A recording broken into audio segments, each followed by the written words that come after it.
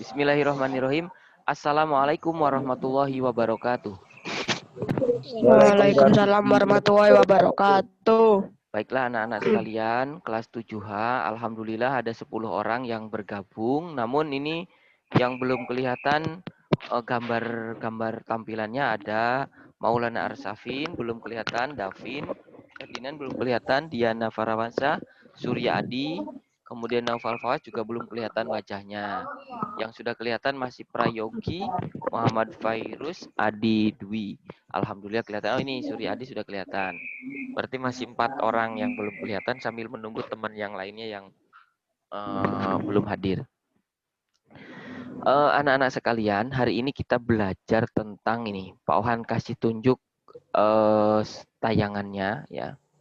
Tayangannya ini mana screen ini. Oke. Apakah kalian dapat melihat sebuah tampilan?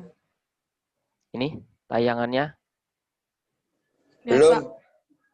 Belum. Nah ini, selamat datang wahai nabiku kekasih Allah Subhanahu wa taala. Bisa melihat? Bisa. Oke, bisa melihat, alhamdulillah ya. Tema pelajaran pendidikan agama Islam dan budi pekerti yang akan kita pelajari hari ini adalah tentang sejarah awal Nabi Muhammad SAW, mulai dari kelahiran sampai kepada dakwah ya, dakwah Nabi Muhammad SAW. Periode Mekah begitu. Ini yang membuat Pak Ohan sendiri, ini slide-nya ya. Oke, ini kelahiran Nabi Muhammad SAW. Nabi Muhammad lahir pada tanggal bulan tahun berapa?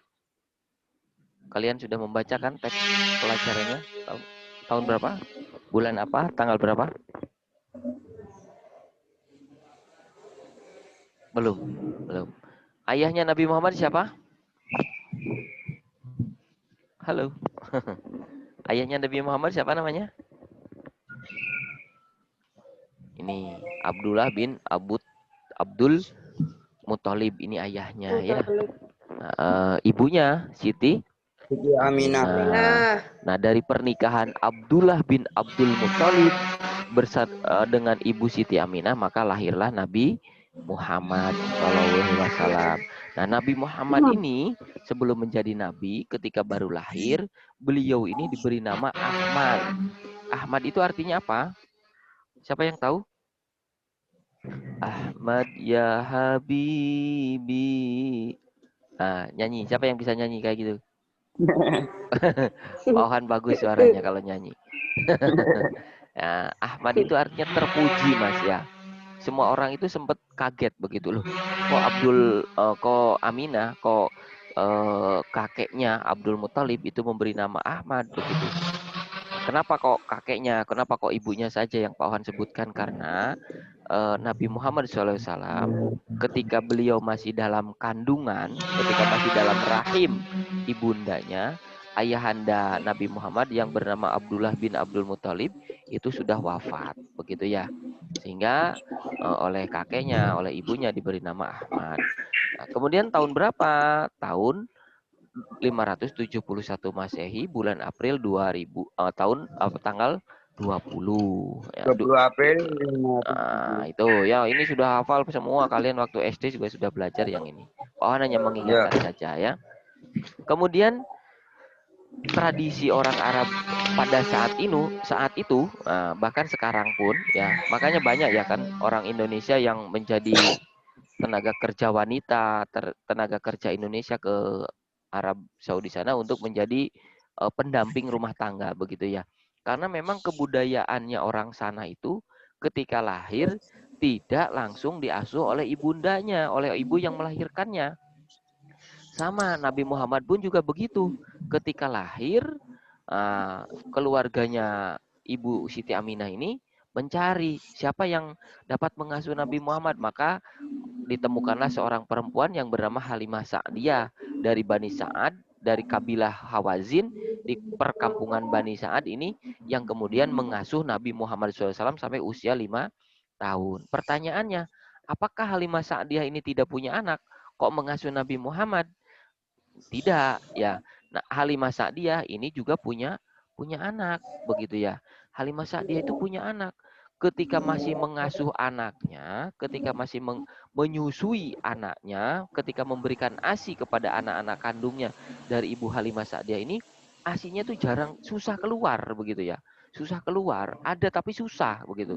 Kemudian orang Arab sana juga bercocok tanaman seperti halnya kita di Indonesia. Cuma mungkin beda kalau di sana sawahnya tidak banyak seperti di Indonesia begitu ya. Yang tanaman yang lain begitu ya. Nah, itu pun juga hasil panennya ketika hendak panen itu selalu gagal begitu. Yang dapat dipanen dan menjadi bekal untuk kehidupan selama masa penanaman itu tidak cukup, dari panen sampai ke panen lagi itu tidak cukup begitu. Nah, disinilah Allah Subhanahu Wa Taala mulai menunjukkan bahwa Nabi Muhammad SAW kelak akan menjadi rahmat bagi manusia di alam, di seluruh dunia ini, dengan ditandai apa? Ibu Halimah Sa'diyah ini yang semula air susu ibunya itu tidak keluar dengan mudah, ternyata ketika mengasuh Nabi Muhammad sangat mudah sekali begitu ya. Kemudian hasil panen yang biasanya sedikit bahkan gagal, itu Allah menganugerahkan hasil panen yang luar biasa, yang melimpah begitu ya. Nah, di situ sudah mulai tanda-tanda. Nah, ketika usia 5 tahun, Nabi Muhammad dikembalikanlah kepada ibundanya yang telah melahirkannya, yaitu Ibu Aminah, sampai usia 6 tahun. Kenapa sampai usia 6 tahun?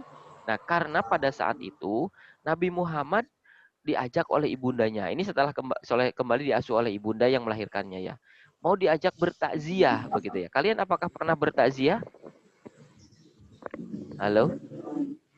Apakah kalian bertakziah? Hah? Bertakziah itu kan berkunjung begitu ya, berkunjung ke makam, ke pesarean dalam rangka untuk berdoa kepada almarhum yang dimakamkan di tempat itu. Mohon maaf ya, jangan salah ya, kalau bertakziah itu bukan untuk meminta kepada yang ada di alam kubur sana. Karena kalau yang ada di alam kubur sana, kita tidak tahu apakah almarhum atau almarhumah itu sedang dalam limpahan karunia-Nya, sedang menikmati alam barzah atau sedang disiksa, kita tidak tahu. Makanya disunahkan ketika kita bertakziah, kalaupun misalnya kita harus kunjung ke tempat pemakaman itu, kita berdoa untuk yang dimakamkan di situ, begitu ya. Jadi kita luruskan niatnya ini. Nah, sama Nabi Muhammad kunjung ke makam ayahnya itu, hendak berkunjung ke makam ayahnya untuk bertakziah. Namun karena Allah yang mempunyai takdir begitu ya. Sebelum sampai ke Syam, karena ayahnya itu dimakamkan di Syam, di tengah perjalanan Ibu Aminah ini wafat karena sakit ya.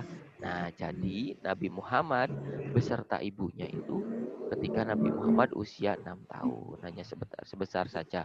Kemudian ketika usia 6 tahun, dalam usia 6 tahun itu, karena ibunya sudah wafat, maka diasuh oleh kakeknya yang bernama Abdul Muttalib. Ini, nah tulisannya ini Pak Ohan kasih tunjukkan, Abdul Muttalib ini kakeknya.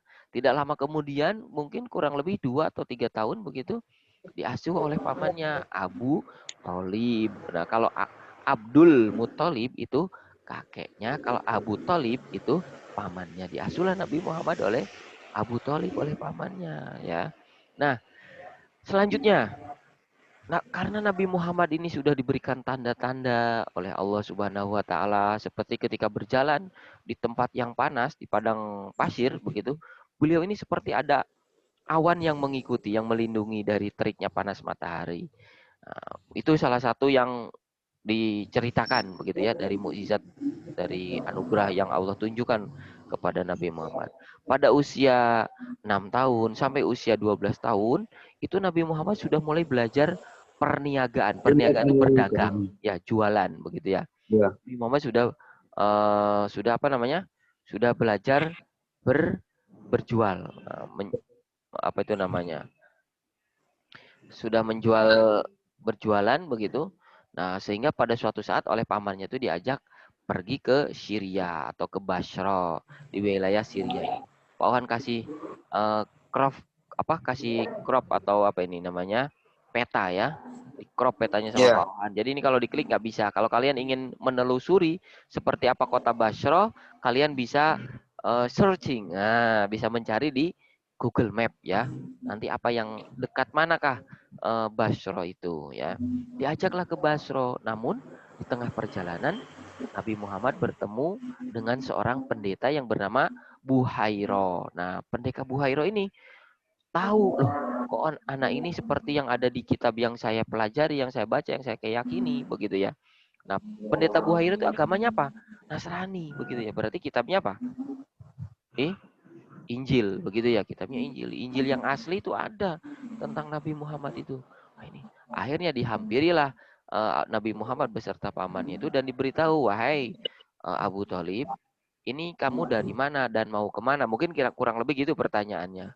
Kemudian dijelaskanlah bahwa beliau sedang melakukan perdagangan di kota Basra di wilayah sini begitu ya. Kemudian Bu Hayro bilang, ini anak ini ada di dalam kitab-kitab yang kami yakini bahwa anak ini akan menjadi rahmat bagi alam semesta, akan menjadi panutan, akan menjadi apa itu namanya? Akan menjadi pembimbing umat manusia, akan menjadi rahmatan lil alamin gitu. Nah, ini anak ini harus hati-hati. Karena apa? Kalau ketahuan anak ini seperti ini akan dibunuh begitu ya.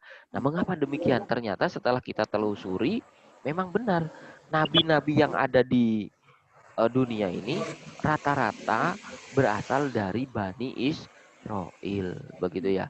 Yang nabi yang berasal dari suku Quraisy itu hanya Nabi Muhammad begitu ya. Walaupun baik Bani Israel maupun suku Quraisy kalau diurut-urut ke atas itu nanti ketemunya di Nabi siapa? Halo anak-anak, di Nabi siapa? Nabi Nabi Ibrahim begitu ya. Kalau Nabi Muhammad itu berasal atau bersumber atau berkakek buyut begitu kira-kira ya. Ayah kakek buyutnya itu Nabi Ibrahim. Nabi Ibrahim ini punya istri namanya Ibu siapa? Hajar. Nah, Ibu Hajar ini seorang pembantu dari Nabi Ibrahim itu. Kemudian karena apa dinikahi pembantunya Nabi Ibrahim yang bernama Ibu Hajar ini? Karena siapa itu namanya? Ibu siapa? Istrinya Nabi Ibrahim yang pertama itu?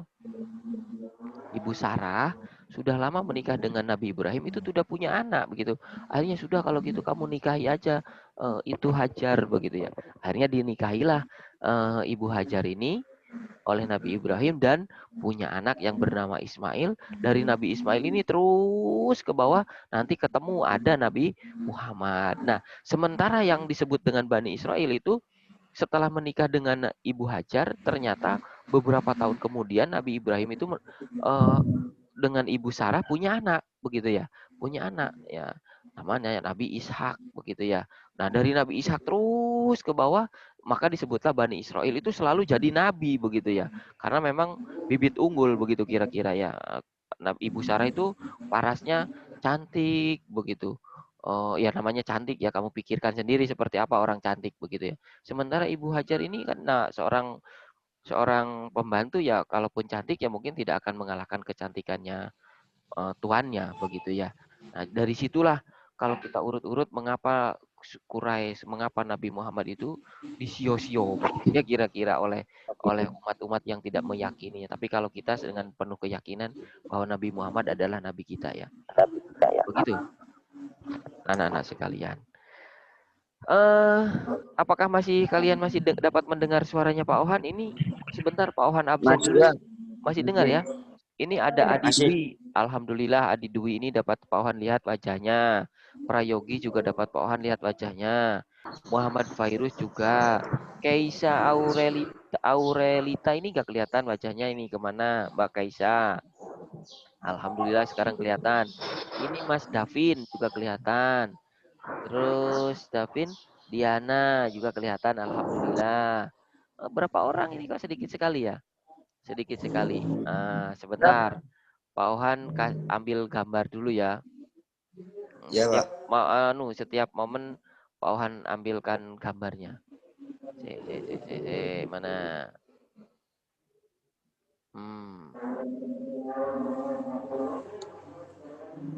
Ensau dulu. Tadi sampai ke berapa, Mas? Sampai ke berapa tadi? Tampilannya.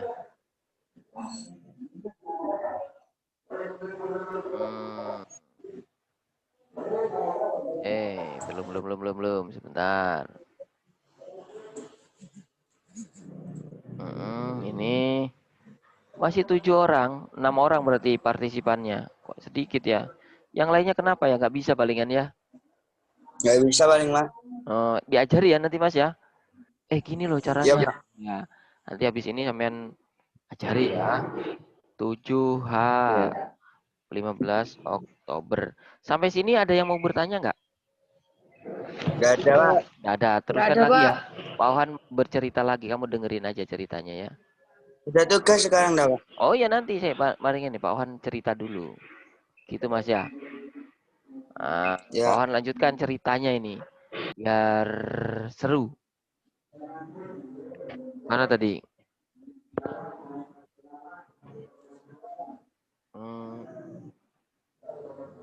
Mana tadi tayangannya? Share.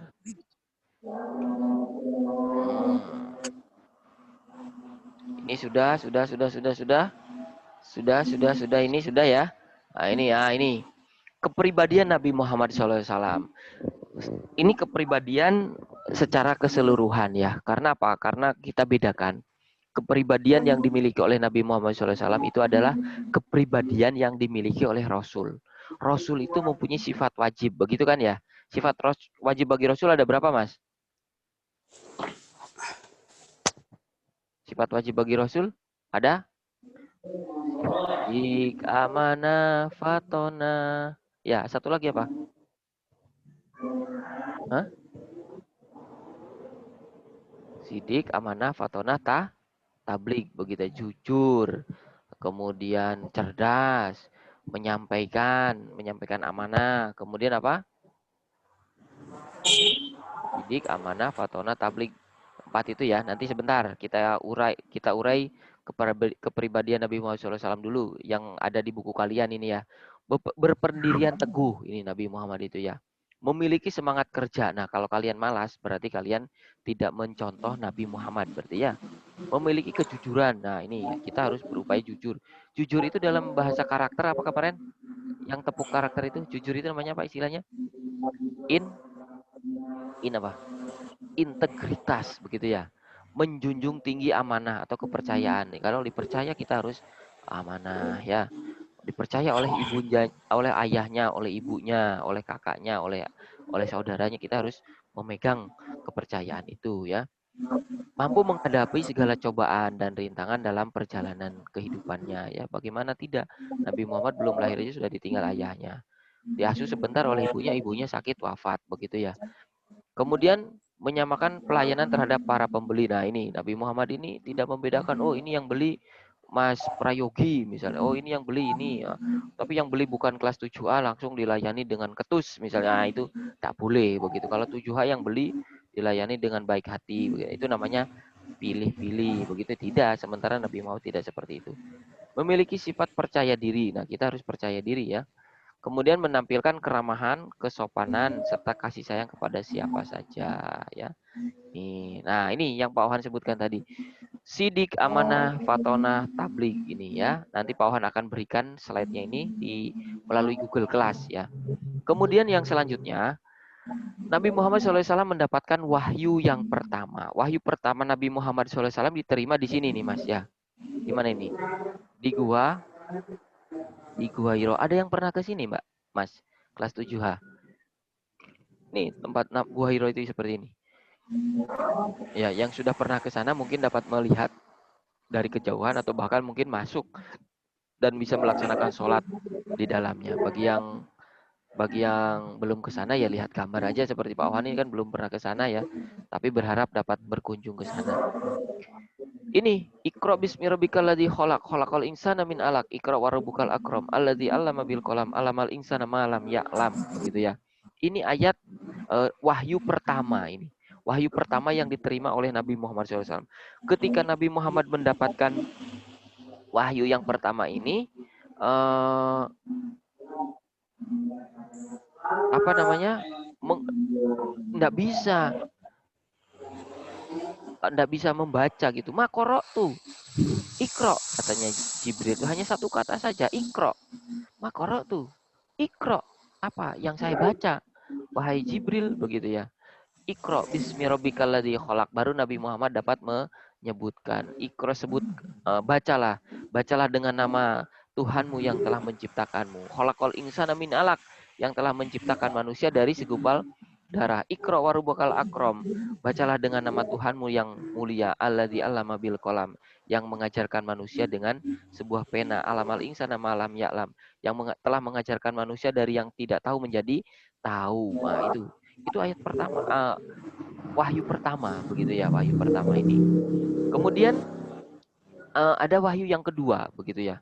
Wahyu yang kedua itu surat apa, Mas, Mbak? Surat apa? Siapa yang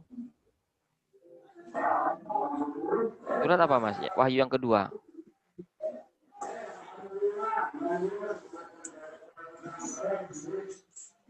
Bagaimana? Ada yang bisa? Ada yang tahu?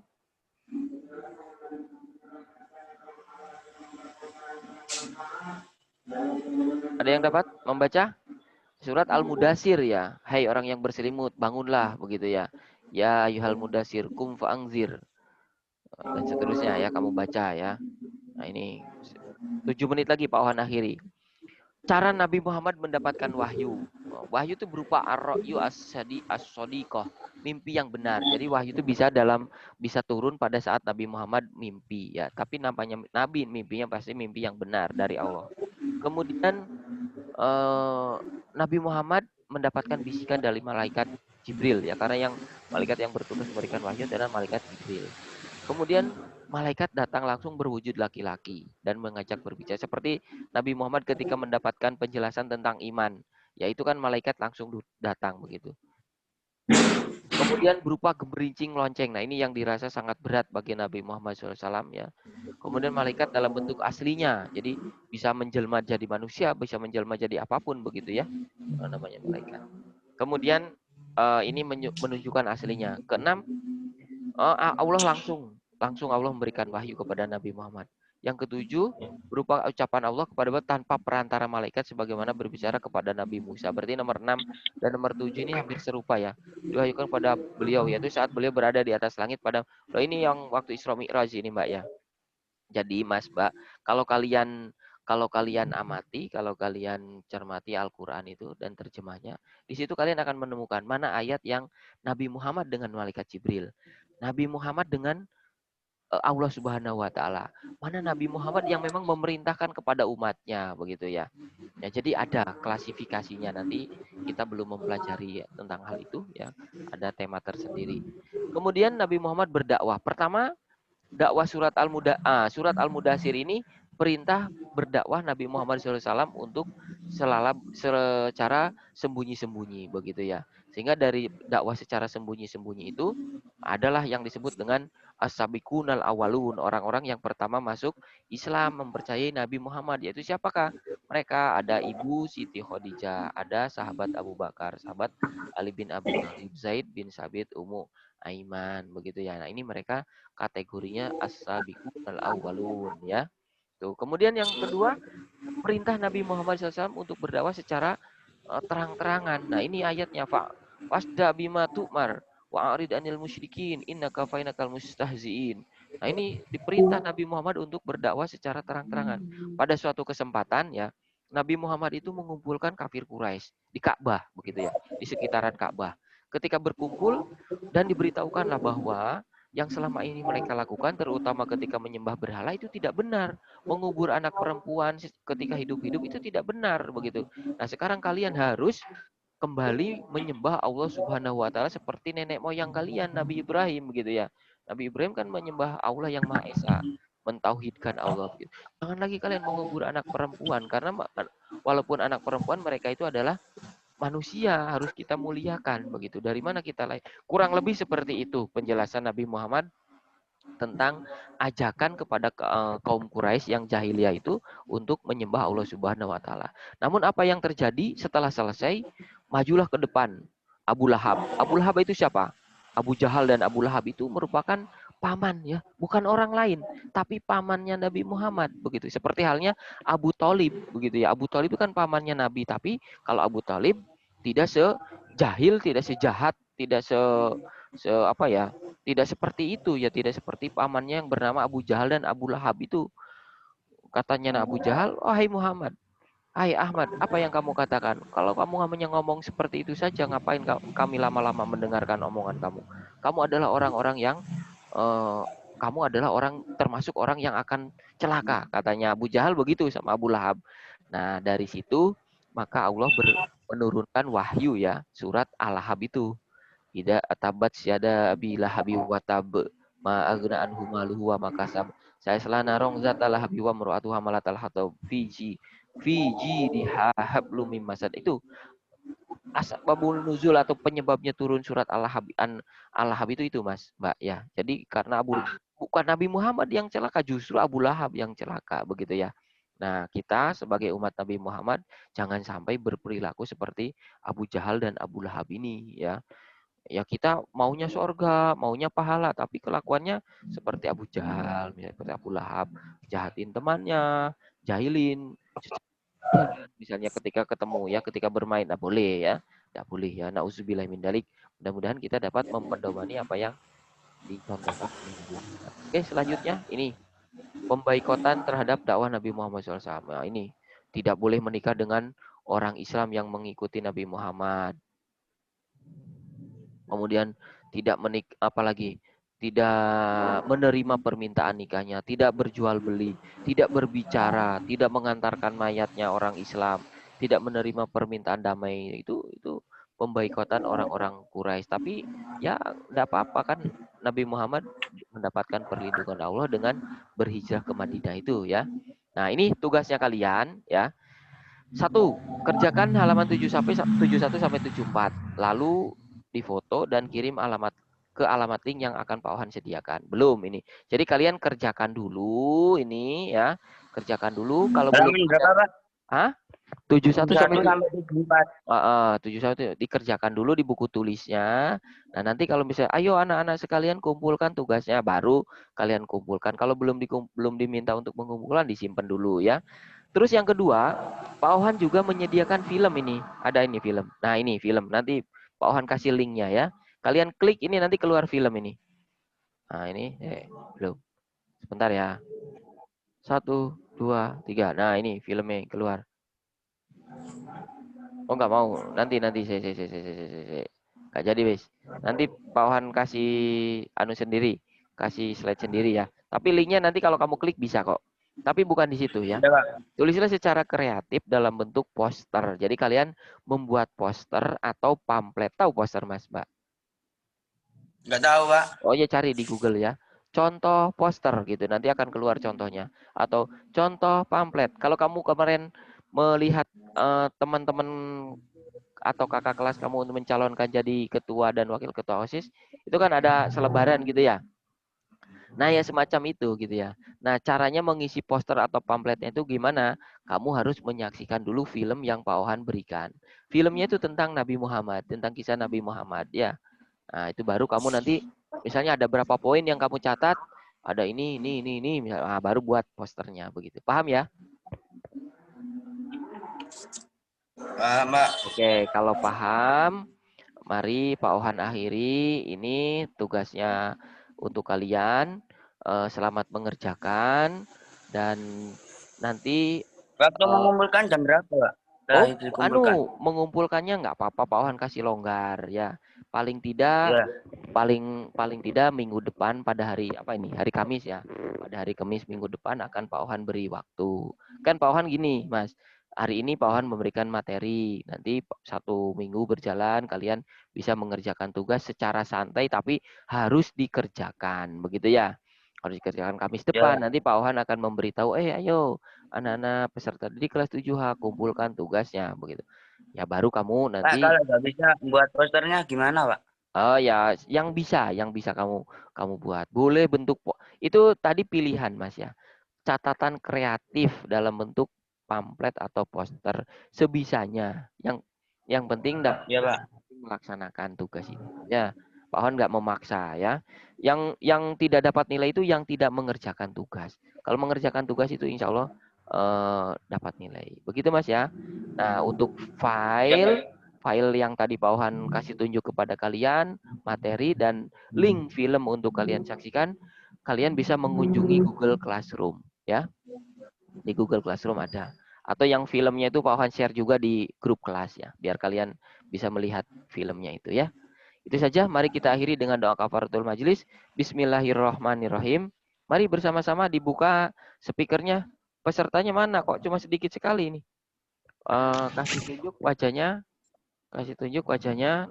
Kita Pak Ohan akan foto lagi. Bismillahirrahmanirrahim. Hanya 1, 2, 3, 4.